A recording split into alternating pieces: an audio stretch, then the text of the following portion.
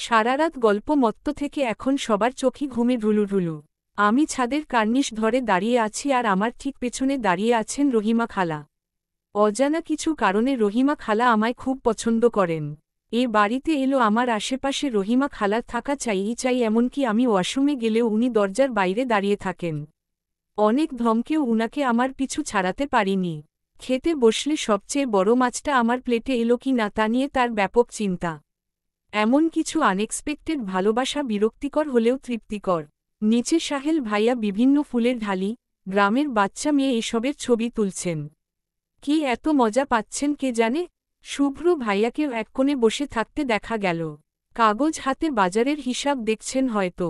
Maroon পাঞ্জাবিতে অসাধারণ লাগছে তাকে। আশেপাশে বেশ কিছু মেয়ে আর বাচ্চারা কৌতূহল নিয়ে তাকিয়ে আছে উনার দিকে। ব্যাপারটায় যেন উনি চরম বিরক্ত। চোখ মুখ লাল করে সাকিব ভাইয়াকে কিছু একটা বললেন উনি। কথাটা শুনেই সাকিব ভাইয়া মেয়েদের দিকে এগিয়ে এলো। কিছু একটা বলল কিন্তু কাজ হলো না মোটে। শুভ্র ভাইয়ার এই বিষয়টায় ব্যাপক হাসি পায় আমার। কোনো মেয়ে উনার দিকে তাকালেই মেজাজ খারাপ হয়ে যায় উনার। যেন ৭ রাজার ধন নিয়ে যাচ্ছে তার। হঠাৎই পেন্সিলটা ঠোঁটে চেপে ধরে পাশে দাঁড়ানো রাতুল ভাইয়ার গালে চড় বসিয়ে দিলেন উনি। রাতুল ভাইয়ার তাতে ভ্রুক্ষেপ নেই বললেই চলে। ১-২বার গালে হাত ঘষে সাহেল ভাইয়া দিকে তাকিয়ে ৩২ দাঁত বের করে ছবির মডেল হয়ে গেলেন তিনি। নীলি আপু, রাহি আপু আর চিত্রা আলপনা আঁকছে। চিত্রার পিঠ থেকে শাড়ি সরে গেছে সেদিকে খেয়ালই নেই তার। মেয়েটা এত বেখেয়ালি কেন। নীলি আপুর ছোট চুলগুলো আটকে দেওয়ার দায়িত্ব রোহন ভাইয়ার। বেচারা পাশে চুলের কাটা হাতে বসে আছে।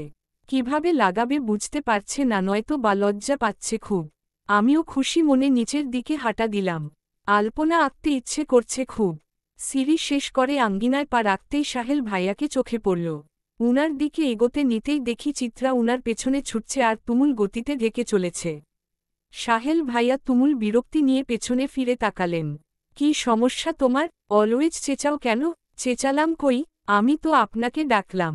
মুখ গোমরা করে। ডেকে উদ্ধার করেছেন আমায়। এখন দয়া করে বলবেন এই অনুগ্রহ করার কারণ। হাত জোর করে। ভাইয়া দেখুন না, সাকিব ভাইয়া আমাকে কাল থেকে ডিস্টার্ব করছে। চিত্রার কথায় ভ্রু কুঁচকে তাকালো সাহেল ভাইয়া, তারপর বিরক্ত মুখে সাকিব ভাইয়াকে ডেকে উঠলেন। সাকিব ভাইয়া পাশে এসে দাঁড়াতেই মুখ বাঁকালো চিত্রা। সাকিব ভাইয়া সেদিকে পাত্তা না দিয়ে বলে উঠলেন, জি ভাই, কোনো দরকার। তুই নাকি চিত্রাকে কাল থেকে ডিস্টার্ব করছিস? কেন রে, প্রেমে টেমে পড়েছিস? ভ্রু কুঁচকে, না মানে আসলে ভাই। মাথা চুলকে, এত তুতলানোর কিছু নেই।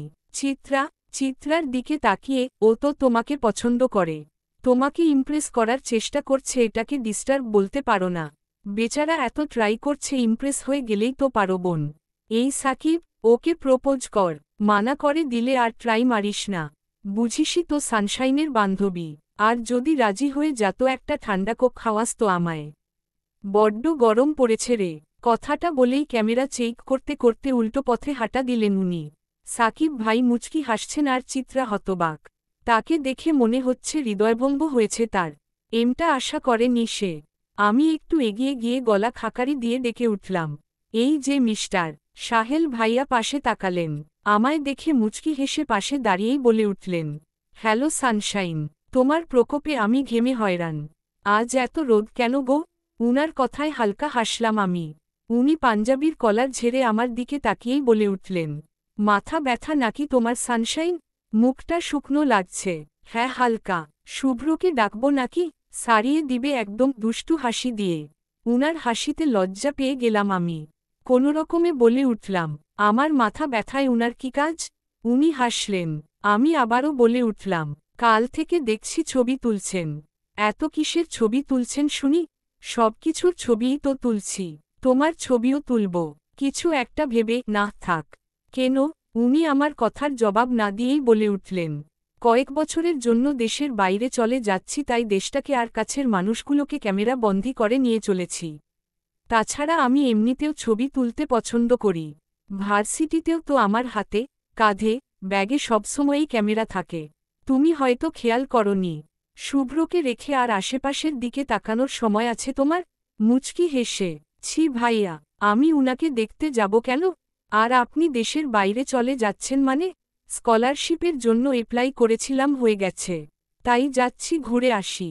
তোমার জন্য একটা গিফট আছে, সানশাইন যাওয়ার দিন দিয়ে যাব। নিবে তো? জি অবশ্যই। কিন্তু আমার জন্য কেন? অস্বস্তি নিয়ে উনি হাসলেন। প্রসঙ্গটা পাল্টে দিয়ে বলে উঠলেন, পুকুরের পাশের ছবিগুলো অস্থির হয়েছে বুঝলে সানশাইন। সকালের প্রথম রোদের প্রতিফলন। ওদিকটায় ছবি তোলা হয়নি। আমি যাচ্ছি, তুমি থাকো। চারদিকে রমরমা পরিবেশ। আজ আপুর বিয়ে ভাবতেই ফুরফুরে লাগছে।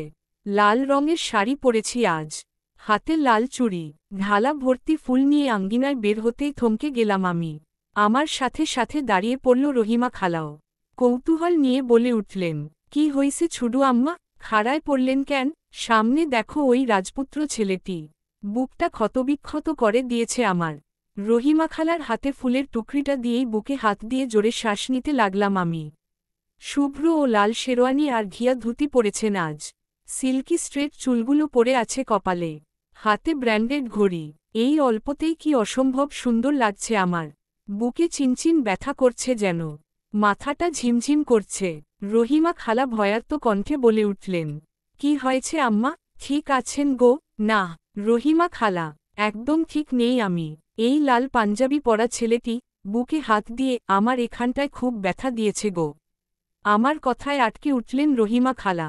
ফিসফিস করে বলে উঠলেন, কন কি আম্মা, কাউরে কইসুন? আমি উত্তর না দিয়েও বললাম, আমায় রুমে দিয়ে আসো তো রহিমা খালা, একটু শান্তিতে নিঃশ্বাস ফেলব। রহিমা খালা আমায় রুমে দিয়ে আসতেই দরজা বন্ধ করে শুয়ে পড়লাম আমি। মাথাটা ভনভন করছে আমার, সবকিছু কেমন ফাঁকা ফাঁকা লাগছে আমার। আকাশ পাতাল ভাবতে ভাবতে কখন যে ঘুমিয়ে পড়েছি বুঝতেই পারিনি। যখন ঘুম ভাঙল তখন চারদিকে নিস্তব্ধতা। বিয়ে বাড়িও কি এত নিস্তব্ধ হতে পারে? বিয়ে পর্ব কি তাহলে শেষ? সবাই কি ঘুমিয়ে পড়েছে? কতক্ষণ ঘুমিয়েছি আমি? ইসস, একটা ঘড়ি দেখতে পেলে বেশ হতো। এসব ভাবতে ভাবতে দরজা খুলে বাইরে বের হতেই আমি হতবাক। বাড়ির আঙিনায় সবাই বসে আছে চুপচাপ, সবার চোখ মুখে গম্ভীরতার ছাপ। শুভ্র ভাইয়ার মুখটায় শুধু রাগের চিহ্ন আর এলাকাবাসীদের মধ্যে উত্তেজনা। আমাকে দেখতে পেয়েই সবাই গুঞ্জন শুরু করল। মা এসে টেনে মামুর পাশে দাঁড় করিয়ে দিলেন। মামু গম্ভীর শান্ত মুখে বলে উঠলেন, রোদ মা, শুভ্র কি সত্যি তোমার সাথে অসভ্যতাম করেছে? রহিমা আর মজিদ আমাদেরকে ব্যাপারটা বলেছে, তবু আমি তোমার মুখ থেকে শুনতে চাইছি। মামুর কথায় আমি হতবাক। শুভ্র ভাই অসভ্যতাম করেছে আর আমার সাথে? কখন? আমি কনফিউজড হয়ে বলে উঠলাম, মামু, শুভ্র ভাইয়া আমার সাথে অসভ্যতাম করে। এটুকু বলতেই রহিমা খালা হুঙ্কার দিয়ে বলে উঠলেন, কি কন সাহেব, মাইয়া মানুষ কি এসব মুখে কইব? তাও এত্তগুলান মানুষের সামনে? আমি আর মজিদ ভাই নিজে দেখছে এই পোলারে ছুডু আম্মার বুকে হাত দিতে। ছুডু আম্মায় তো দুঃখ পাইছে, এই জন্যই তো এতক্ষণ দরজা বন্ধ কইরা বইসা আছিল। শুধু আমরা কেন, এই কমলার মা তুমিও দেখছ না? চোখ রাঙিয়ে, আমিও দেখছি। এরপরও আমাগো কথা বিশ্বাস হইতেছে না? মাইয়ারে সবার সামনে এসব জিগানো কি ঠিক? সাথে সাথে গ্রামের লোকদের মধ্যে চাপা উত্তেজনা দেখা দিল। কেউ কেউ বলেও ফেললেন, না ঠিক না, এইসব ওইতো না। সরকার বাড়ির মাইয়ার লগে পুন্টামি করব আর ছাইরা দিমু তা হয়তো না। এদের কথায় আমি স্তব্ধ। কোথা থেকে কোথায় চলে গেছে এরা? আমার বুকে ব্যথার কথাটাকে এতটা বিশ্রীভাবে সবার সামনে আনা হবে জানলে। আর চোখে শুভ্র ভাইয়ার দিকে তাকালাম, উনার চোখে পানি টলমল করছে, রাগে চোখ মুখ লাল। আমাকে উদ্দেশ্য করে বলে উঠলেন উনি, রোদ, তুমি কিছু বলবে না? উনার এই একটা কথায় চোখ ফেটে কান্না পেয়ে গেল আমার। কতটা চাপা অপমান, কষ্ট আর রাগ নিয়ে কথাটা বলেছেন উনি। আমার চিৎকার করে বলতে ইচ্ছে করছিল, উনাকে ঘিরে এসব কথা বলো না প্লিজ। উনি অমন নন, কিন্তু গলা দিয়ে সরি বের হচ্ছে না আমার। এই সাডেন শোকটা শরীরে ঝিম ধরিয়ে দিয়েছে আমার। চোখ দিয়ে পড়ে চলেছে কিন্তু গলা স্তব্ধ। বড্ড তেষ্টা পেয়েছে আমার। ঠিক তখনই পাশ থেকে বলে উঠলেন রহিমা খালা, সাহেব, ছুডু আম্মায় কান্তাছে, এইডা দেখাও বিশ্বাস হইতাছে না আপনার? আমি এবার সাহস নিয়ে কিছু বলতে যাব তার আগেই আম্মু আমার হাত ধরে টেনে ঘরে নিয়ে এলো। ঘরে এনে বিছানায় ছুঁড়ে মারল আমায়। আমি উঠে বসতেই গালে জোরে সরে চর বসিয়ে দিল। আমি গালে হাত দিয়ে মার দিকে তাকাতেই প্রচণ্ড রাগ নিয়ে বলে উঠলেন উনি, শুভ্র এমন ছেলে নয় রোদ, এটা আমি জানি। ও এমন কিছু করতেই পারে না। তবুও যদি কিছু করে থাকে তাতে তোর দোষী আছে নিশ্চয়। সুযোগ না দিলে সে এমনটা করবে কিভাবে শুনি? নির্লজ্জ মেয়ে, কথাটা বলেই বেরিয়ে গেল মা। এবারও কিছু বলার সুযোগ পেলাম না আমি। মা কি বাইরে থেকে দরজাটা লাগিয়ে দিল? প্রায় 1 ঘন্টা পর বাবার সাথে একজন বৃদ্ধ করে লোক এলেন। গায়ে সাদা পাঞ্জাবি, মাথায় টুপি। তার কিছুক্ষণ পরেই বুঝতে পারলাম লোকটি কাজী। কি অদ্ভুতভাবে কিছু বুঝে ওঠার আগেই বিয়ে হয়ে গেল আমার। সামান্য ভুল বোঝাবুঝিতেই জীবনটা কোথায় গিয়ে আটকে গেল আমার। চোখ দিয়ে পানি পড়ছে ক্রমাগত। একবার আপু আর চিত্রা রুমে ঢোকার চেষ্টা করেছিল। তাদের ধমক দিয়ে তাড়িয়ে দিয়েছে মা। নিজেকে কোন নাটকীয় উপন্যাসের পটভূমি মনে হচ্ছে আমার। এভাবেও বিয়ে হয়? এটা কি বাস্তব নাকি স্বপ্ন? জানালা দিয়ে রহিমা খালাকে ডেকে দরজা খুলতে বললাম। রুম থেকে বেরিয়েই সোজা হাঁটা দিলাম আঙিনায়। আপুর বিয়েটা এখনও শেষ হয়নি। সবাই বিভিন্ন কাজে ব্যস্ত। চুপ থেকে যে অন্যায়টা আমি করেছি তার মাসুল দেব এবার। নিজের প্রতি ঘৃণা যাচ্ছে আমার। নিজের ভালোবাসার মানুষটার জন্য প্রতিবাদী যখন করতে পারলাম না, কেমন মানুষ আমি? নিজেকে শেষ করে দিতে ইচ্ছে করছে। আমার জন্য শুভ্র ভাইয়ার চোখে জল। ছি রোদ ছি। আঙিনায় রাখা চেয়ারে মুরব্বিরা বসে আছে। আমি সোজা মামুর সামনে গিয়ে দাঁড়ালাম। কাপা গলায় বলে উঠলাম, মামু। মামু আমার দিকে শান্ত দৃষ্টিতে তাকালেন। মামুর দৃষ্টিতেই কান্না পেয়ে গেল আমার। নিজেকে সংযত করে বলে উঠলাম, মামু, গ্রামের সবাইকে জড়ো করো প্লিজ। 1 ঘন্টা আগে যেমনটা ছিল ঠিক তেমন। প্লিজ মামু, প্লিজজ করুণ গলায়। মামু কিছু বললেন না। কেউ একজনকে কিছু একটা ইশারা করলেন। 10-15 মিনিটের মধ্যেই বিয়ে বাড়ির সব লোক এক জায়গায় জড়ো হয়ে গেল। আমি মামুর দিকে তাকিয়ে কান্না মিশ্র গলায় বলে উঠলাম, সরি মামু, আই এক্সট্রিমলি সরি। শুভ্র ভাইয়া আমার সাথে কিচ্ছু করেনি। উনি তো কখনো আমার দিকে খারাপ নজরে তাকায়নি। আর অসভ্যতামো, ছি। মামু, আমার জন্য তোমাদের এত অপমানিত হতে হলো, প্লিজ মাফ করে দাও। প্লিজজ। কথাগুলো বলতে বলতেই শরীরটা নিস্তেজ হয়ে এলো আমার। হাঁটু ভেঙে নিচে বসে পড়েই হাত জোর করে বলে উঠলাম, আমি সাডেন শকগুলো নিতে পারি না। এই সমস্যাটা আমার ছোট থেকেই। সাডেন কোনো পরিস্থিতিতে ডিসিশন নিতে গেলে আমি নার্ভাস হয়ে যাই। আমার নার্ভাসনেসটা এত বেশি হয়ে যায় যে কথায় বলতে পারি না। মনে হয় গলায় কেউ জোরে চেপে ধরে আছে। ঘুম থেকে উঠা মাত্রই এমন একটা সিচুয়েশন ফেস করতে হয়েছে যে আমার সবকিছুই এলোমেলো হয়ে গিয়েছিল। সবকিছু, যার কারণে তখন কিছু বলতেই পারিনি। আর শুধু আমার ফলিশনেসের জন্য শুভ্র ভাইয়ার এত অপমান। আমার মরে যেতে ইচ্ছে করছে মামু। এই মুহূর্তে মরে যেতে ইচ্ছে করছে। মরে ফেলো তো আমায়। খুবই খারাপ মেয়ে আমি মামু। খুইব। কি মনে করে শটান উঠে দাঁড়ালাম। চোখের পানি মুছে রহিমা খালাকে ডেকে উঠলাম। উনি পাশে এসে দাঁড়াতেই উনার হাতটা আমার হাতে নিয়ে শান্ত কণ্ঠে বলে উঠলাম, আমাকে ছুঁয়ে বলো তো রহিমা খালা, শুভ্র ভাইয়াকে এমন কিছু করতে দেখেছ কখনো? রহিমা খালা মাথা নিচু করে মাথা নেড়ে বলে উঠলেন, না ছুডু আম্মা, দেহি নাই। উনাকে কখনো আমার দিকে বাজে নজরে তাকাতে দেখেছ? তুমি না সবসময় আমার সাথে সাথেই থাকো। বলো দেখেছ? জি না আম্মা, দেহি নাই। উনি তো কোনো মাইয়ার দিকেই তাহায় না। সবসময় কামের মধ্যেই থাহে। তাহলে এমনটা বললে কেন রহিমা খালা? কেন? কঠিন গলায়, আপনি বুকে দুঃখুর কথা কইলেন, এই জন্য আমি ভাবছি যে মাফ কইরা দেন আম্মা। ভুল হইয়া গেছে। মাফটা যাকে দোষারোপ করেছ তার কাছেই না হয় চাইবে। আর এই যে মজিদ চাচা, মজিদ চাচাকে ইশারা করে আপনি না রহিমা খালাকে ভালোবাসেন। তো উনার দোহায় দিয়েই বলুন তো, আপনি কি কখনোই এমন কিছু দেখেছিলেন? কখনো? মজিদ চাচা মাথা নিচু করে মুখ কাচুমাচু করে বলে উঠলেন, যে না আম্মা, দেহি নাই। তাহলে বললেন কেন? এত নিঃসংকোচ মিথ্যা কেন? রাগী গলায়, আসলে রহিমা আমারে আর কমলার মারে এমনটাই কইতে কইছিল এর লাইগা। মাফ করবেন আম্মা। আমি শুভ বাজানের কাছে মাফ চামু আম্মা। মাফ কইরা দেন। এমন কাজ আর করতাম না। জিন্দিগিতেও না। এই কানে ধরলাম। একটা দীর্ঘশ্বাস ফেলে সামনের দিকে তাকালাম আমি। কি বলবো বুঝতেই পারছি না। এত কিছুর পরও কি কিছু বলার বাকি আছে? সামনে দাঁড়ানো লোকদের মাঝে চাপা গুঞ্জন। আমি আরেকটা দীর্ঘশ্বাস ফেলে বলে উঠলাম, এবার তো ঘটনার সত্যটা জানলেন আপনারা। আফসোস হচ্ছে না আপনাদের? একটি নির্দোষ মানুষকে এভাবে হেনস্থা করার দায় সামান্য অনুশোচনা তো থাকা উচিত।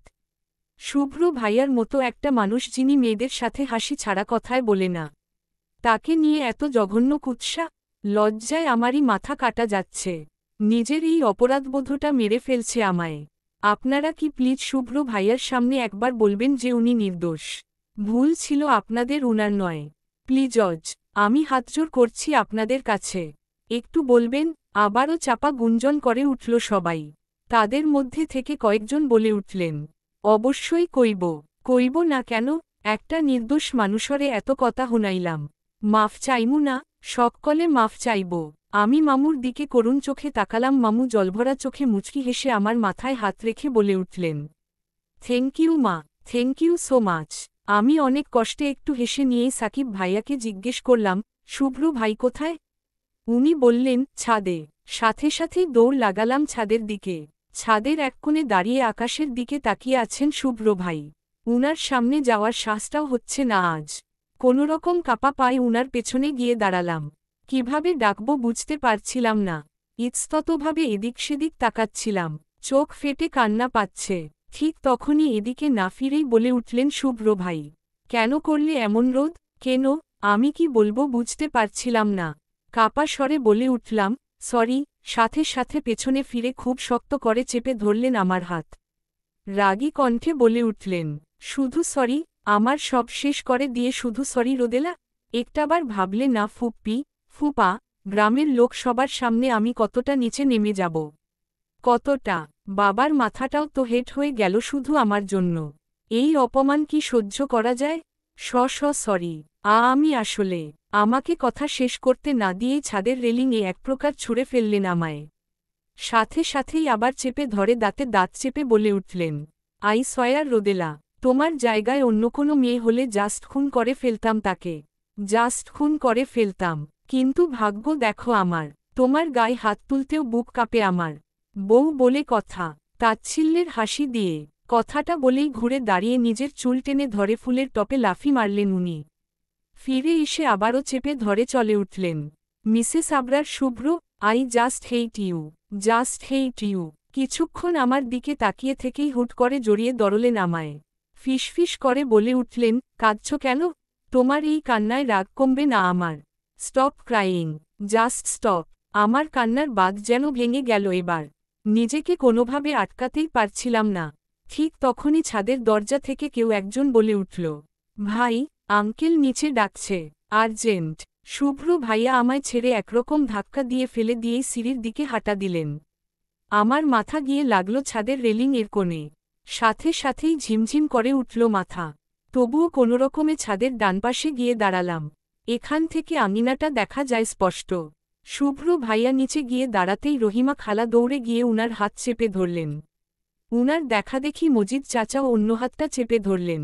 সবাই কিছু একটা বলছিল উনাকে আর উনি অবাক চোখে তাকিয়ে আছেন। মামু গভীর আবেগ নিয়ে জড়িয়ে ধরলেন তাকে। মাকেও দেখলাম উনার মাথায় হাত রেখে মুচকি হাসলেন। আমি আর দাঁড়ালাম না, ছাদের ওই কোণটাতেই গুটিসুটি মেরে বসে পড়লাম। মাথাটা ব্যথা করছে খুব, হয়তো ফুলে গেছে। যাক ফুলে, যা হওয়ার হোক। শুভ্র ভাইয়ার পাওয়া ব্যথার তুলনায় এই ব্যথা কি খুবই তুচ্ছ নয়? হাঁটুতে মাথা গুজে বসেছিলাম ছাদের এক কোণে। হঠাৎই মনে হলো কেউ একজন এসে বসেছে আমার পাশে। মাথাটা তুলে মানুষটাকে দেখতে ইচ্ছে করছে না মোটে। মাথাটা ব্যথায় ছিঁড়ে যাচ্ছে যেন। ৩-৪ ঘণ্টা যাবৎ একভাবেই বসে থাকায় পা, ঘাড় দুইই ব্যথা করছে খুব। শরীর নাড়াতেও কষ্ট হচ্ছে। তবুও মাথাটা কাত করে আর চোখে তাকালাম। শুভ্র ভাইয়া, রেলিংয়ে মাথা ঠেস দিয়ে আকাশের দিকে তাকিয়ে আছেন উনি। উনাকে দেখেই মাথা সোজা করে বসলাম। চারপাশে অন্ধকার নেমে এসেছে খেয়ালি করিনি আমি। পা দুটো সোজা করে রেলিংয়ে ঠেস দিয়ে বসে উনার দিকে তাকালাম। এই মুহূর্তে পৃথিবীর সবচেয়ে সুন্দর ছেলেটাই হয়তো আমার পাশে বসে আছে আনমনে। সন্ধ্যার হালকা আলোয় স্বর্গীয় দূতের মতো লাগছে তাকে। মাথাটা আরেকটু হেলিয়া ডান কানটা ধরে দুর্বল গলায় বলে উঠলাম আমি, সরি। ক্ষমা করবেন না আমায়, লাস্টবারের মতো প্লিজ। উনি এবার আমার দিকে তাকালেন। উনার শীতল চাহনিতে সারা শরীরটাই ঠান্ডা হয়ে আসছিল আমার। উনি খুব স্বাভাবিকভাবেই এক হাতে কোমর জড়িয়ে বুকে টেনে নিলেন আমায়। ঠান্ডা গলায় বলে উঠলেন, বেশি ব্যথা লেগেছে মাথায়? একদম ফুলে গেছে তো, সরি। আর হবে না। আমি অবাক চোখে উনার দিকে তাকিয়ে আছি। উনি আমায় সরি বলছেন? এত কিছুর পরও? এতটা ভালো হতে কে বলেছে উনাকে? ঋণের পাল্লা যে ভারী হয়ে চলেছে ক্রমাগত। আপু আর অভ্র ভাইয়ার বিয়ে হয়ে গেছে তো? তোমার কি মনে হয় এখনো বসে আছে? বাসর ঘরেও ঢুকে গেছে এতক্ষণে। বুঝো না গ্রামের সন্ধ্যা সময়ই মধ্যরাত। ভাইয়া তো বেচারা আরেকটু হলে কেঁদেই দিত। যতবারই সে কবুল বলতে যায় কিছু না কিছু প্রবলেম শুরু হয়ে যায়। প্রথমবার যখন কবুল বলতে গেল রহিমা খালা চেঁচামেচি করে আমাকে অলমোস্ট রেপিস্ট বানিয়ে দিল। আর সেকেন্ড টাইম তুমি, হা হা হা, কথাটা বলেই ভুবন কাঁপিয়ে হাসতে লাগলেন উনি।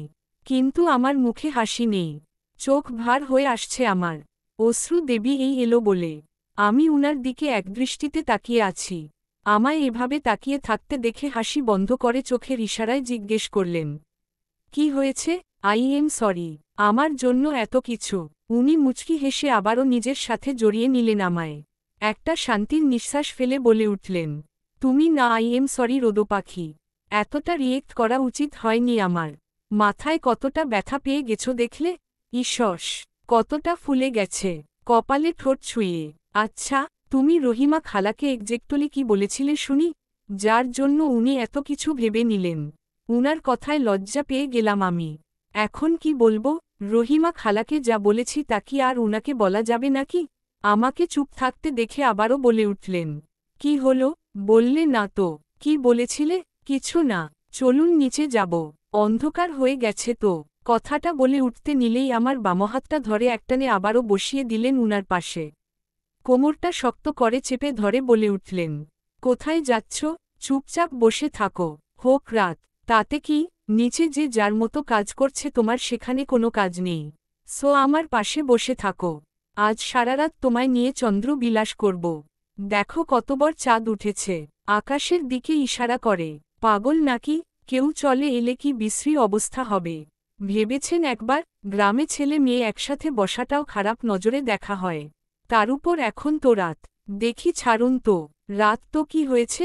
তুমি কি অন্য কোনো ছেলের সাথে বসে আছো? এই গ্রামের সবাই অলরেডি জেনে গেছে যে তুমি আমার ওয়ান পিস বউ। যে কাহিনী করে বিয়ে হলো। মাই গড, এত কাহিনীর পর আমার তো মনে হয় শুধু এই গ্রাম না আশেপাশের 10 গ্রামের মানুষও জেনে গেছে আমাদের বিয়ের ব্যাপারটা। সো আমাদের এভাবে বসে থাকতে দেখলেও কেউ কিচ্ছু ভাববে না। No tension. তাছাড়া রাতের বেলা গ্রামের কেউ ছাদে আসে না। গ্রামের মানুষদের ছাদভীতি আছে বুঝলে? ওদের ধারণা ছাদ মানেই ভূতের বাসা। আর কেউ শখ করে ভূতের হাতে মরতে আসবে না নিশ্চয়। আর তবু যদি ভুল করে চলে আসে তাতেও সফল হতে পারবে না। রাতুল আর সাকিবকে বলে দিয়েছি আজ রাতে যদি কেউ ছাদে ওঠে তো ওদের দুটোর হাত পা ভেঙে নদীতে ফেলে দিব। সো ওরাই হ্যান্ডেল করবে সব। আচ্ছা তা না হয় হলো। কেউ ছাদে না এলেও তো আমাদের নিচে যেতে হবে নাকি? আমি সারাদিন কিচ্ছু খাইনি। ক্ষুধা পেয়েছে তো। মুখ ফুলিয়ে। তোমার কি মনে হয় আমি এত বোকা? ওই দোলনার দিকে তাকাও। খাবার টাবার সব এনেছি রোদো পাখি। আমি থাকতে বউ আমার না খেয়ে থাকবে হতেই পারে না। চোখ টিপে উনার মুখে বউ কথাটা শুনেই কেঁপে উঠলাম আমি। সত্যিই আমি উনার বউ? কয়েক ঘন্টার ব্যবধানে কারো জীবনের সাথে কত সহজেই মিশে গেছি। এখন আমি অন্যের অধিকার। কপালে ঠান্ডা কিছুর ছোঁয়ায় ঘোর কাটল আমার।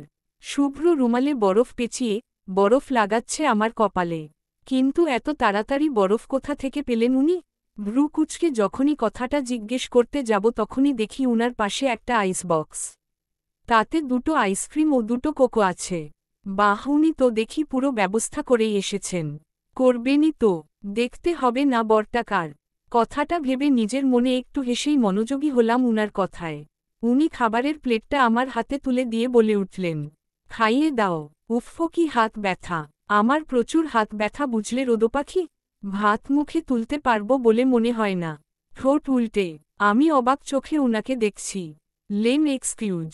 হাত দিয়ে দুনিয়ার কাজ করছেন উনি আর খাবার সময়ই হাতে ব্যথা? অদ্ভুত। আমি খাবারের ঢাকনাটা খুলে আবারও অবাক হলাম। সব গ্রাম্য খাবার। কচুশাকের চচ্চড়ি, ছোট মাছ, ডালের বড়া। আমি কৌতূহলী কণ্ঠে বলে উঠলাম, এসব কোথায় পেলেন? বিয়ে বাড়িতে তো এসব রান্না হয় না। তাহলে? জোগাড় করেছি। বিয়ে বাড়ির এসব ভারী খাবারে বিরক্ত হয়ে গেছি একদম। আর আমি এটাও জানি মিসেস আবরার শুভ্র এসবে বোর। রাইট? আমি হাসলাম। সত্যিই বিরক্ত হয়ে পড়েছিলাম এসব পোলাও মাংস হাবিজাবি খেয়ে। আমাকে চুপ থাকতে দেখে আবারও বলে উঠলেন উনি, একটু কষ্ট হয়েছে বাট 3 জনের জন্য ম্যানেজ হয়ে গেছে। মুচকি হেসে, 3 জন? আমরা তো 2 জন। তাহলে 3 জন বললেন কেন? ভ্রু কুচকে আরেকজন হলো সাহেল। খুবই অদ্ভুতভাবে সাহেল আর আমার পছন্দ এক। আমি কোনো কিছু এক দেখায় বলে দিতে পারবো কোনটা ওর পছন্দ হবে আর কোনটা হবে না। কারণ আমার যা পছন্দ ওরও তাই পছন্দ। তুমি খেয়াল করে দেখো, আমরা প্রায় সব অকেশনে সেইম ড্রেস পরি। আজও কিন্তু পরেছিলাম। কিনতে গেলেও একই রকম কিনি। আমার মাঝে মাঝে মনে হয় কি জানো, ও তোমাকেও পছন্দ করে, চিন্তিত হয়ে তোমার মনে হয় না? আরে ধুর, উনি আমায় কেন পছন্দ করতে যাবেন? সাহেল ভাইয়ার সাথে চিত্রার বিয়েটা হয়ে গেলে দারুণ হবে। আমরা দুজন বেস্ট ফ্রেন্ড। আপনারাও। দারুণ হবে না? কৌতূহলী হয়ে উনি হাসলেন। আমার হাত থেকে প্লেটটা নিয়ে আমার মুখে খাবার তুলে দিতে দিতে বলে উঠলেন, দারুণই হবে, বাট চিত্রাকে ওর পছন্দ না। ও বিয়ে করবে না। কেন কেন? আমার বেস্টুর মধ্যে খারাপটা কি? ভার্সিটির সবচেয়ে সুন্দরী মেয়ে। সব ছেলের উচিত ওর পেছনে লাইন মারা। আর সাহেল ভাইয়া এভাবে রিজেক্ট করে দিবেন? ইম্পসিবল। আমার কথায় হাসতে হাসতে গড়াগড়ি খাচ্ছে শুভ্র। আমি ভ্রু কুঁচকে তাকিয়ে আছি। এমন কি বললাম যে একদম হেসে মরে যেতে হবে? উনি কোনোরকম হাসি কন্ট্রোল করে বলে উঠলেন, ছেলেরা কি শুধু সৌন্দর্যই দেখে নাকি? তাছাড়া সাহেল অন্যান্য ছেলেদের মতো না, একটু different. And main point is he don't like Chitra. কেন লাইক করে না? অদ্ভুত। আচ্ছা, আপনাদের দুজনের চয়েস তো সেইম, তাই না? তাহলে আপনিও কি চিত্রাকে লাইক করেন না? না। কেন? ভ্রু কুঁচকে উনি হাসলেন। ফু দিয়ে আমার কপালে এসে পড়া চুলগুলো সরিয়ে দিয়ে বলে উঠলেন, কারণ আমার বউ আছে আর আমি আমার বউকেই পছন্দ করি। অন্য কাউকে দেখার সময় কোথায়? তাই বলে পছন্দই করবেন না? অবাক হয়ে, আরে বাবা, সেই পছন্দ বলেছি নাকি? এই পছন্দ সেই পছন্দ নয় বোকা। এ যা পারসন, আমি ওকে পছন্দ করি, but not a special one. আর অপছন্দই বা কেন করব বলো তো? ওহ, আচ্ছা, আপনি কি জানেন আপনার চয়েস খুবই বাজে? আমার কথায় ভ্রু কুঁচকে তাকালেন। প্লেটটা হাত থেকে রেখে আমার হাতে মেডিসিন ধরিয়ে দিতে দিতে বললেন, কেন? কেন আবার? চিত্রা তো বেশ সুন্দরী, কিন্তু আপনি তার প্রেমে পড়লেন না? চিত্রার কথা ছেড়েই দিলাম, শ্রেয়াকেই ধরুন না। আপনি ওর নামটাই ভুলে গেলেন? যেখানে শ্রেয়ার জন্য সবাই পাগল। আমার কথায় হাসলেন উনি। নিজের মুখে খাবার পুড়ে নিতে নিতে বললেন, রোদো পাখি, ভালোবাসাটা একটা ভয়ঙ্কর নেশা, বুঝলে? তুমি কাকে কখন কিভাবে ভালোবেসে ফেলবে তা তোমার হাতে নেই। ভালোবাসাটা জাস্ট হয়ে যায়। আর যখন এই ভালোবাসা নামক নেশাটা রক্তে রক্তে ঘুরে, তখন পৃথিবীর সব সৌন্দর্যের পাশে ভালোবাসার মানুষটির প্রতিচ্ছবিই ভেসে ওঠে বারবার। আর আমি জানি আমার চয়েসটা কতটা মারাত্মক। তাই এত ভয়ে থাকি আমার মায়ার জালটা আবার কেউ চুরি করে না নিয়ে যায়। একবার চুরি হলেও তো আমি শেষ। একেবারেই নিঃস্ব। আমি স্তব্ধ হয়ে উনার কথাগুলো গিলে চলেছি। কি সুন্দর গুছিয়ে কথা বলেন উনি। খাওয়া শেষ করে হাত ধুয়ে হাতটা আমার আঁচলে মুছেই একটা আইসক্রিম ধরিয়ে দিলেন আমার হাতে। নিজের জন্য একটা নিয়েই আমার কোলে মাথা রেখে শটান শুয়ে পড়লেন উনি। আবার কি ভেবে চট করে উঠেই বলে উঠলেন, তুমি শোয়ে রোদ, তোমার তো মাথা ব্যথা করছে। You need sleep. নিচে এত এত মানুষের মধ্যে তোমার ঘুম হবে না, তাই এখানেই ঘুমাও, আমি তো আছি। কথাটা বলে 1 মিনিটও দেরি না করে একরকম জোর জবরদস্তি করেই আমাকে উনার কোলে মাথা রাখতে বাধ্য করলেন। উনার এত কাছে এভাবে কখনো ভাবিনি নিজেকে। বড্ড অস্বস্তি হচ্ছিল মনে, কিন্তু মাথায় উনার হাতের স্পর্শ আর উনার ননস্টপ বলা কথায় অস্বস্তিটা যেন দৌড়ে পালালো। সাথে সাথেই ঘুমেরা ধরা দিল চোখে। শান্তির ঘুম। ঘুমটা হঠাৎই ছুটে গেল আমার। হঠাৎ ঘুম ভাঙায় নিজেকে ঠিক আবিষ্কার করতে পারছিলাম না ঠিক কোথায় আছি আমি। মুখের উপর কাপড় জাতীয় কিছু ফিল হওয়ায় হাত দিয়ে সরিয়ে আনলাম জিনিসটা। রুমাল। রুমালটির দিকে ভ্রু কুঁচকে তাকাতেই কোথা থেকে কেউ একজন বলে উঠল, গুড মর্নিং রোদো পাখি। কথাটা শুনে চোখ তুলে উপরের দিকে তাকাতেই শুভ্র ভাইয়ার মুখ ভেসে উঠল। মুখে ক্লান্তিমাখা হাসি। উনার মুখ দেখেই কাল রাতের কথা মনে পড়ে গেল আমার। উনি ঠিক রাতের মতোই বসে আছেন। ঈশ্বস, উনি সারারাতি জেগেছিলেন নাকি? চারদিকে ভোরের আমেজ শুরু হয়েছে মাত্রই। একেই হয়তো বলে কাক ডাকা ভোর। কিন্তু চারপাশে কাকের ডাক শোনা যাচ্ছে না মোটেই।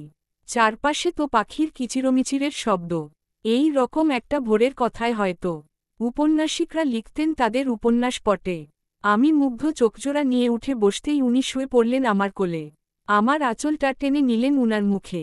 আঁচলে মুখ ঢেকেই বলে উঠলেন, ডোন্ট ডিস্টার্ব। পুরো 1 ঘন্টা ঘুমাবো আমি। আর এই আঁচল সরাবে না একদম। এই স্মেলটা আমার নেশা।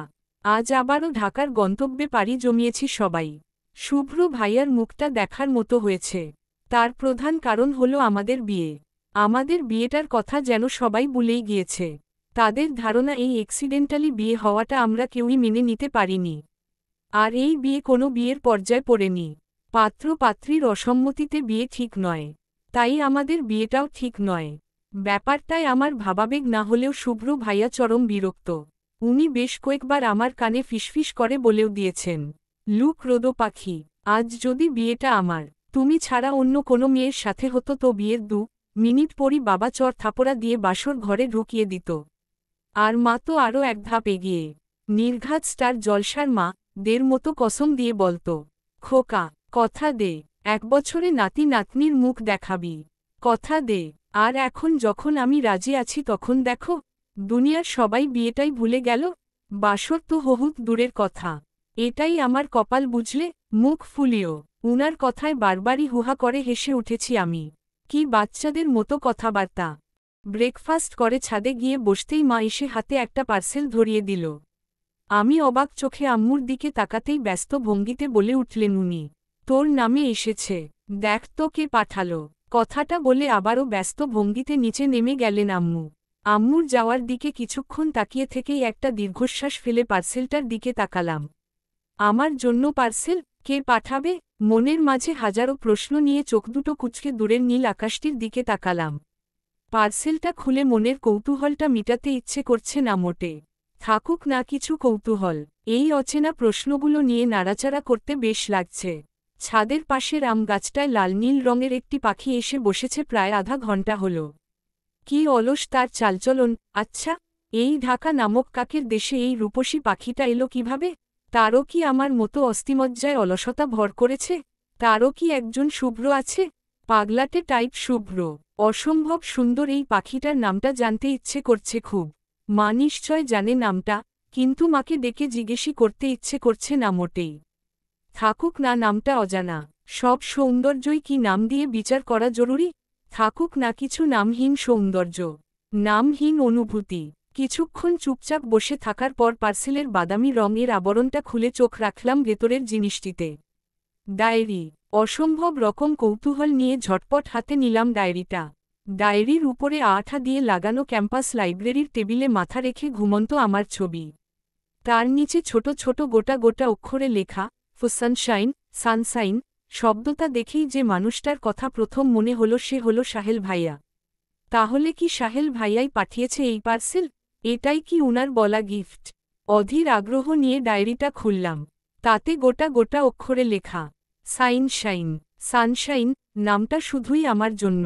এই নামের অধিকার আর কাউকে দিও না প্লিজ। থাকুক কিছু আমার ঝুলিতে খুব গোপনে। ভার্সিটির প্রথম দিনটিতে ক্যান্টিনে ঠিক আমার সামনের চেয়ারটাতে বসা মেয়েটির বাচ্চাদের মতো ঘন ঘন পলক ফেলে ভয়ে ভয়ে দৃষ্টিতে আমাদের দিকে তাকানো। হঠাৎ করে রেগে ওঠা। আর কি জেদ! বাচ্চা একটা মেয়ের এত উত্তাপ, এত সাহস!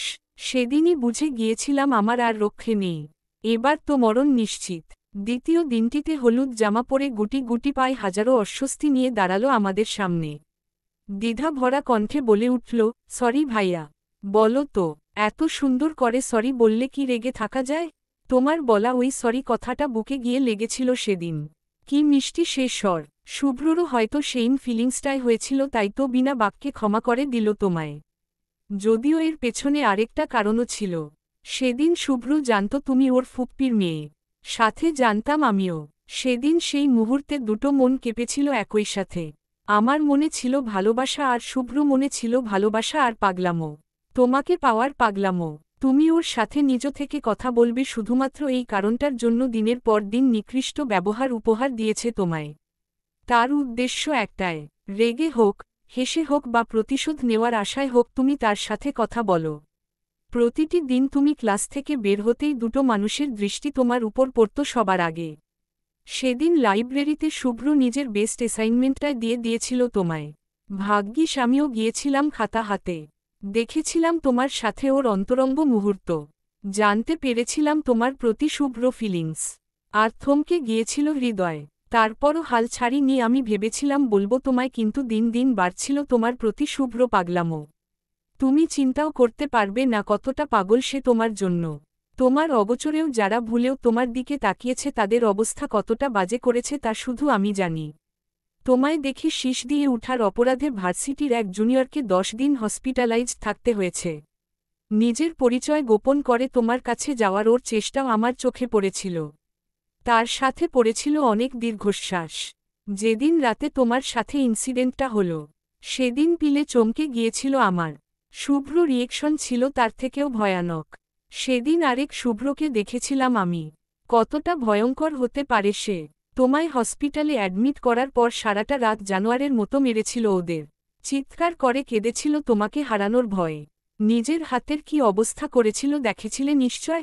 তোমার জানার বাইরেও কত ধরনের পাগলামো করে সে শুধু তোমার জন্য, তা হয়তো শুধু আমিই জানি।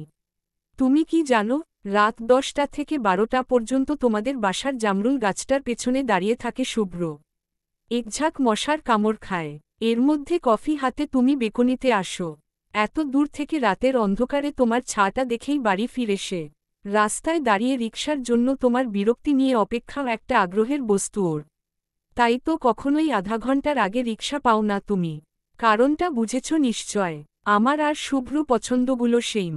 ড্রেস কিনতে গেলে সেইম ড্রেস ডাবল না হলে অর্ডার দিয়ে হলেও বানিয়ে নিতাম আমরা। কিন্তু ভাগ্য দেখো, লাইফের সবচেয়ে এক্সপেন্সিভ জিনিসটাই তো ডাবল পেলাম না। তোমাকে পাওয়া হলো না। যদি লাইফের অর্ধেক হায়াত দিয়ে হলেও আল্লাহর কাছে আরও একটা তোমাকে অর্ডার করতে পারতাম তবু করে নিতাম সানশাইন। কিন্তু এমন তো আর হওয়ার নয়, তাই না? কখন সবচেয়ে বেশি কষ্ট হয় জানো? যখন মনে হয় তোমাকে নিয়ে নিজের কল্পনায়ও ভাবার অধিকার নেই আমার, তোমার সবটাতেই শুধু শুভ্র অধিকার। তখন ক্ষতবিক্ষত হই আমি, মারাত্মকভাবে ক্ষতবিক্ষত হই। তবু সরে দাঁড়িয়েছে কারণ আমি জানি শুভ্র তোমাকে না পেলে পাগল হয়ে যাবে। কিন্তু আমি হব না। যতবার তুমি সামনে আসো নিজেকে বলি তাকাবো না, দেখব না তোমায়। কিন্তু চোখটা শুনলে তো, বেহা চোখ বারবার ঘুরে ফিরে সেদিকেই যায়। এই চিন্তা করো না, আমি কিন্তু খারাপ নেই, বরং ভালো আছি। বাচ্চাদের মতো ভাবি কি জানো, কোন এক পরী আসবে আর তার ম্যাজিক দিয়ে তোমাকে ভুলিয়ে দিবে।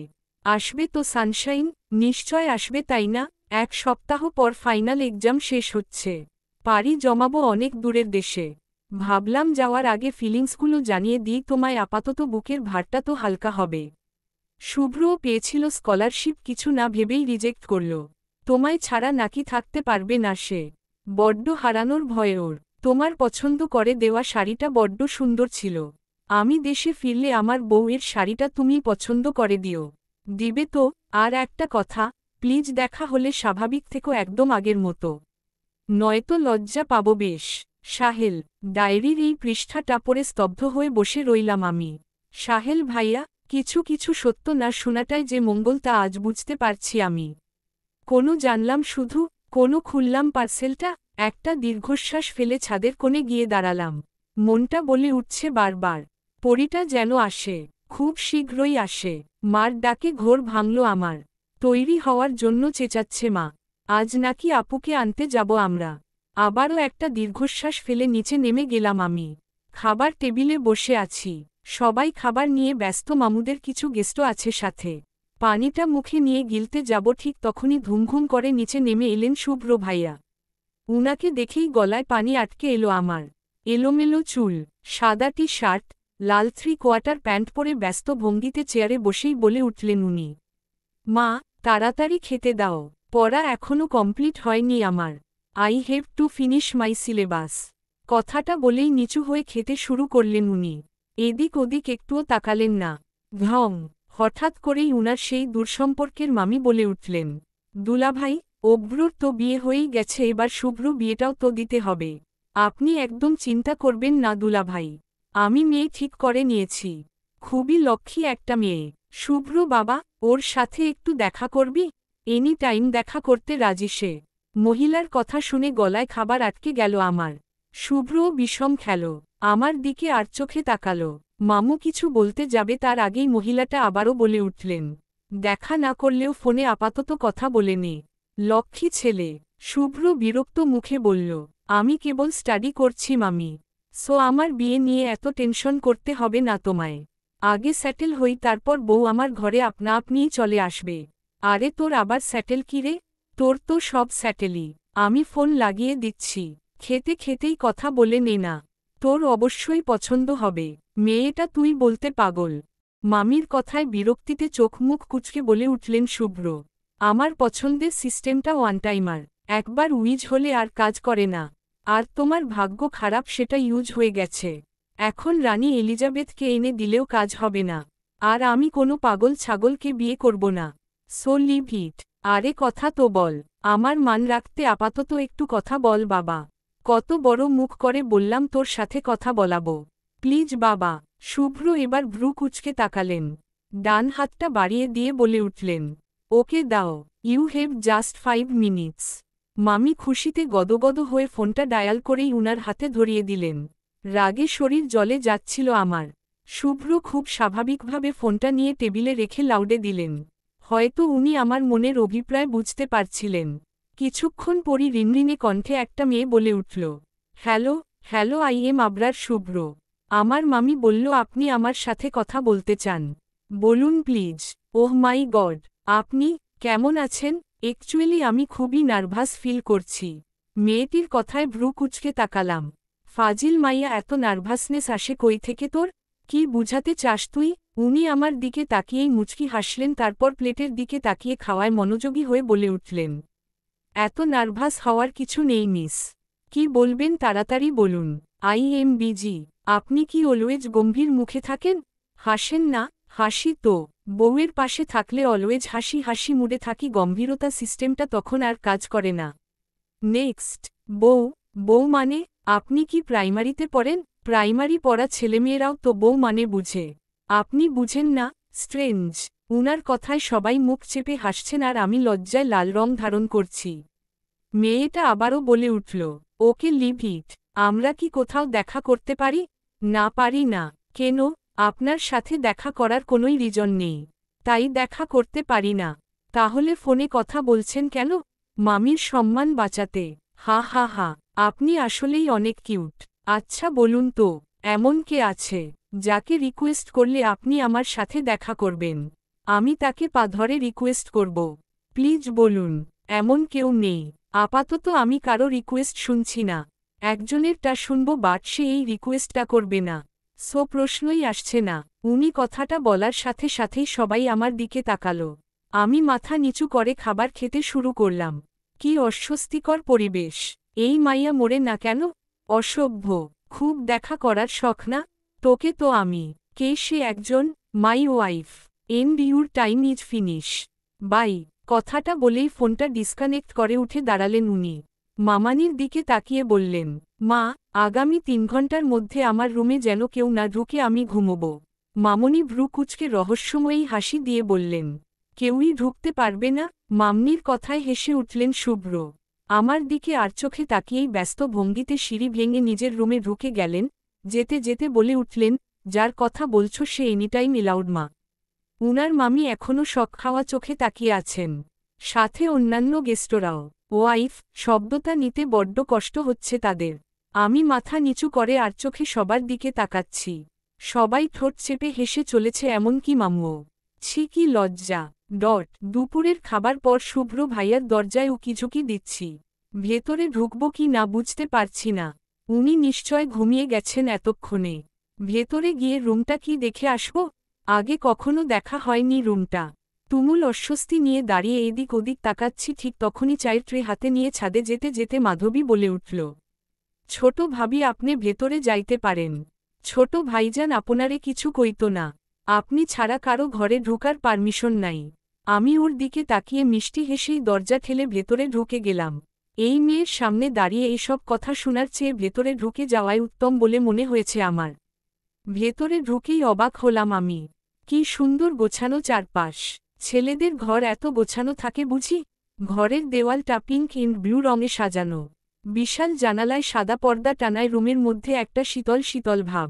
ঘরের সোফা, আলামারি, বিছানার চাদর, কুশন, এমনকি বুক সেলফটাও সাদা রঙের। বেড সাইড টেবিলে রাখা সাদা ফুলদানিতে শুধু টকটকে লাল ফুল।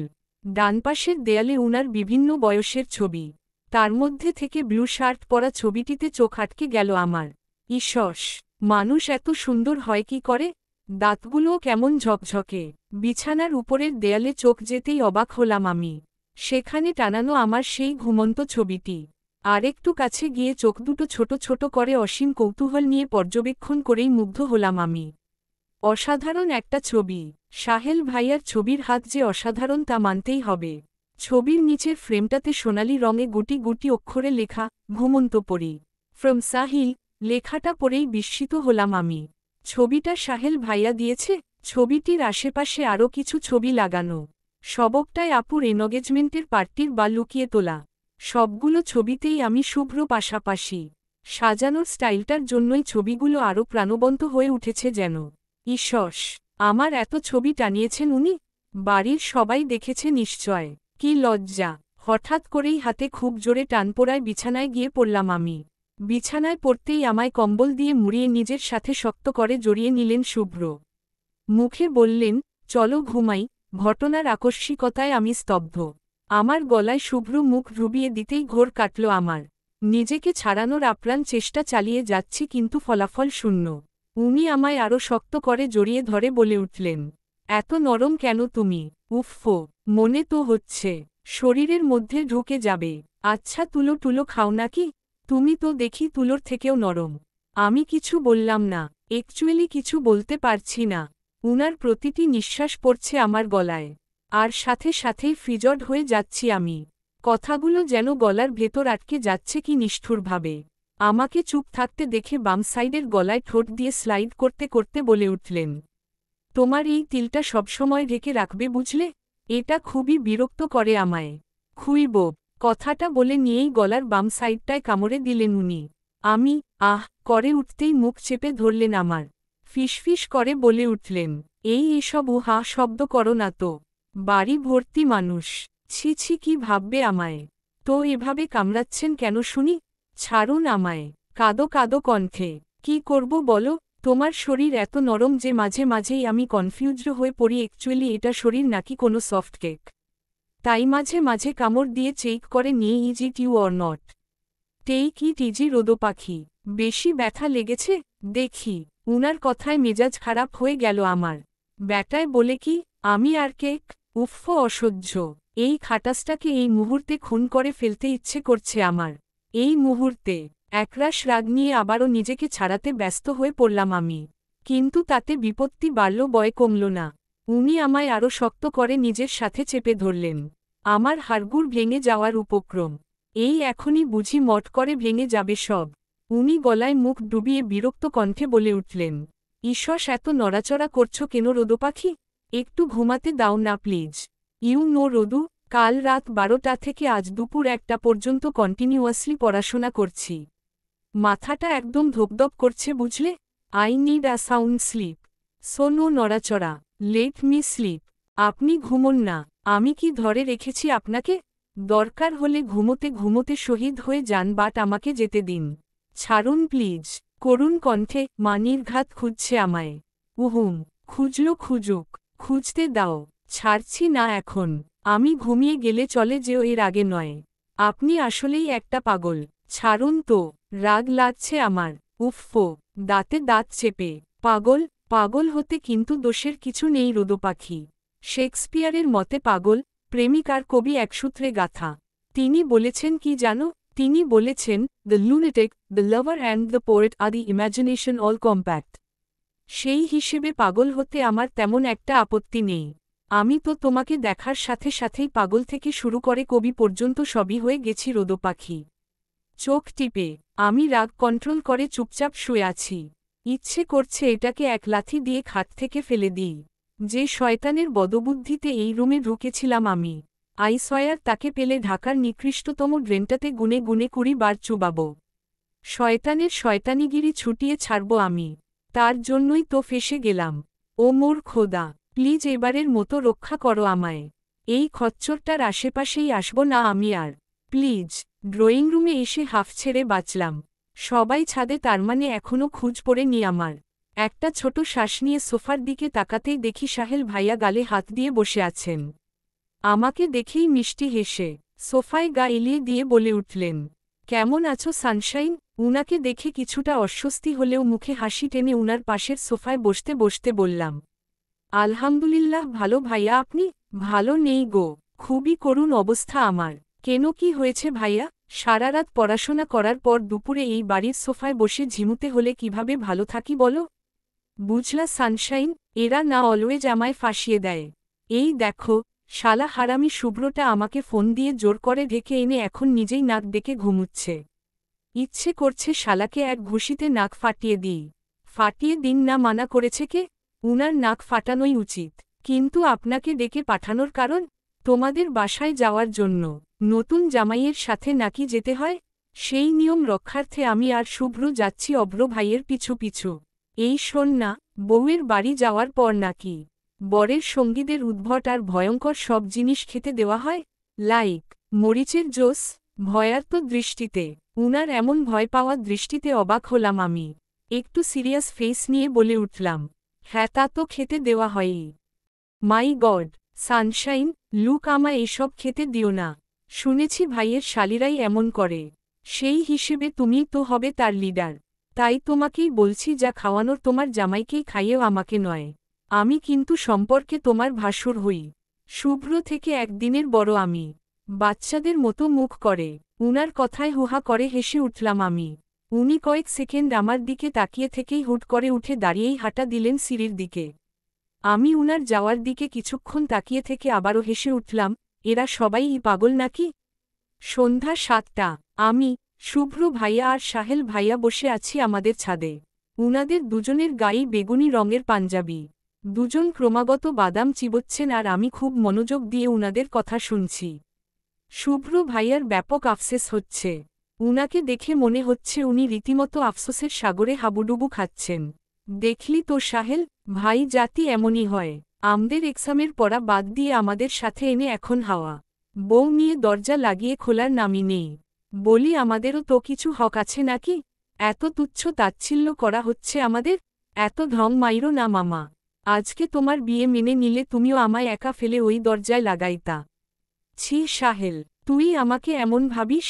দেখ, আমার বউ যে আমার সামনে বসে আছে, আমি কি একবারও তাকিয়েছি? সেই কখন থেকে তো তোকেই দেখে যাচ্ছি। কাঁধে হাত রেখে, আগলা পীড়িত চুরের লক্ষণ। শালা হাত সরা। এমন করিস কেন দোস্ত? শুভ্র ভাইয়ার কথার মাঝপথেই চিত্রা ছাদে এসে মুখ ফুলিয়ে বলে উঠল, আমি মেয়ে হিসেবে কেমন? চিত্রার হঠাৎ এমন কথায় আমরা তিনজনই অবাক। হঠাৎ ও কোথা থেকে টপকালো তাও বুঝতে পারছি না আমি। ব্যাপারটা বুঝে নিয়ে কিছু একটা বলতে যাব, ঠিক তখনই শুভ্র আর সাহেল ভাইয়া একসাথেই বলে উঠলেন, গোলাপের মতো। কথাটা বলে দুজন একসাথেই হুহা করে হেসে উঠলেন। আমি ভ্রু কুচকে তাকাতেই নিজেদের সামলে নিয়ে মুখ চেপে হাসতে লাগলেন। চিত্রা এবার আমার পাশের চেয়ারটাতে বসে চোখ থেকে চশমা খুলে নিয়ে মুখ ফুলিয়ে বলে উঠল, দেখ তো, আমার চোখ কি টেরা? চিত্রার কথায় আবারও অবাক হলাম আমি। এমন একটা টপিক কোথা থেকে এলো বুঝতে পারছি না। ভ্রু কুচকে কিছু একটা বলতে যাব, ঠিক তখনই আবারও জনে একসাথে বলে উঠলেন, না বইন, তোমার চোখ দুটি অতীব স্বচ্ছ। কথাটা বলে খিলখিল করে হেসে উঠলেন জনে। একদম প্রাণবন্ত হাসি। চাঁদের আলোয় জনকে অসম্ভব সুন্দর লাগছে, এরা যেন কোন স্বর্গীয় দূত। ওদের হাসিতে রেগেমেগে উঠে দাঁড়ালো চিত্রা। কান্না কান্না ভাব নিয়ে বলে উঠল, দেখেছি শ্রোত, উনারা কেমন মজা করছে আমায় নিয়ে। থাকব না আমি, এক্ষুনি চলে যাব। কথাটা বলেই চিত্রা হাঁটা দিল সিঁড়ি ঘরের দিকে। আমি উঠে দাঁড়িয়ে বার কয়েক চিত্রাকে ডেকেই কোমরে হাত রেখে রাগী চোখে উনাদের দিকে তাকালাম। দুজনেই হাসি চেপে চুপ করে বসলেন। শুভ্র ভাইয়া ভ্রু নাচিয়ে বলে উঠলেন, কি? চিত্রাকে ওভাবে বললেন কেন? কি বললাম? অবাক হয়ে সাহেল, আমরা কি খারাপ কিছু বলেছি? না, একদম না, মাথা নেড়ে। দেখলে তো, সাহেলও বলছে, খারাপ কিছু বলিনি। আমি রাগী চোখে তাকাতেই সাহেল ভাইয়া বলে উঠলেন, বুঝলি শুভ্র, আজকালকার জেনারেশনে ভালোর কোনো খাওয়া নেই। এই সাধু ভাষায় কত সুন্দর একটা প্রশংসা করলাম। বুঝলো না, উল্টো দেখ কেমন রেগে রেগে তাকায়। Both of you are just impossible. কথাটা বলেই ঘুরে দাঁড়িয়ে হাঁটা দিলাম সিঁড়ির দিকে। চিত্রাকে আটকাতে তো হবে। আমি ঘুরে দাঁড়াতেই জন আবারও খিলখিল করে হেসে উঠলেন। আমি ভ্রু কুচকে ফিরে তাকাতেই ঠোঁটে আঙ্গুল চেপে চুপ হয়ে গেলেন দুজনই। একটা দীর্ঘশ্বাস ফেলে আবারও হাঁটা দিলাম আমি।